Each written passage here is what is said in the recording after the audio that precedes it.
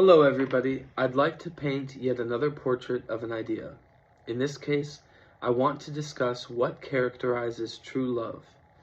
Whether you think love ought to be platonic or romantic or both, love nonetheless affects our lives in a fundamental, radical, and essential way. So it's worth knowing what we're talking about when we talk about love. The Cambridge Platonists conceived of an ideal character to love and offered three conditions which they believed explained true love.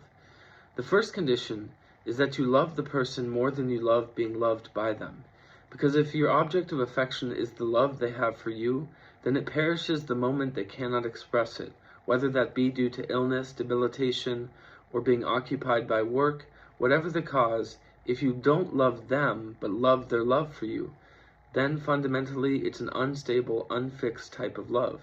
And it brings out the distinction between beneficent and unitive love. Beneficent love is when you want the good for somebody, whether or not you are with them, while unitive love is when you want to be with someone, whether or not it is good for them, which means that there are cases where you might actually part ways with somebody because you love them, rather than because you don't. So we have to conceive of the fact that love is about loving the person, not loving the object of affection, not loving their love for you. The second condition is that you love yourself around the person you love. We are highly flexible beings who orient and dispose ourselves to be input receptive, and therefore we change in the company of others.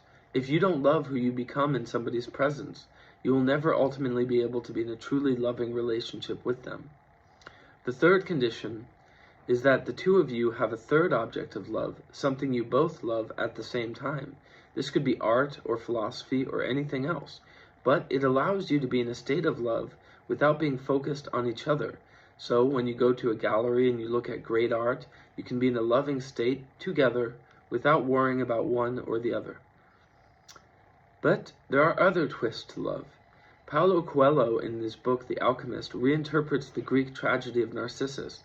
Narcissus, of course, loved himself so much that he died because he ignored all other needs by staring at himself in the lake.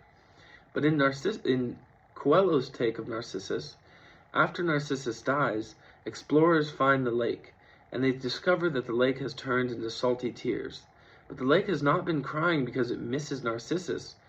It's been crying because it saw its own reflection in the eyes of Narcissus and missed that. And so there is this phenomenon of loving yourself through the eyes of another that can be very enchanting, and I think very real. I often say to people, my goal is to be the lake, for them to see themselves through my eyes and to love themselves more because of it. And if they do, I will love myself more in their reflection as well. But that's not the ultimate version of love, in my opinion. The ultimate version of love stands alone. As Ibn Arabi, the great mystic and philosopher, once argued, you are both the beloved and the lover, both the maiden and the knight, or in my language, both the savior and the saved. If you're willing to hold a plurality of views about what you are, you no longer need to look at yourself through the eyes of others, but rather through your own eyes, to love and be loved by yourself. And that sounds like a fundamentally important way of going about experiencing love. If you dig deep enough inside of your existence, you will find an internal fountain of love that bursts forth and pours forth, and it will allow you not only to love yourself, but in the presence of such cosmologically significant power of love, you will be able to love others as well. So I hope, whether you're nihilistic or idealistic about love, that you've discovered a sense of love as a value in this dialogue. If you have any thoughts or commentaries, I'm always open to engage. Thank you, and happy Tuesday, everyone.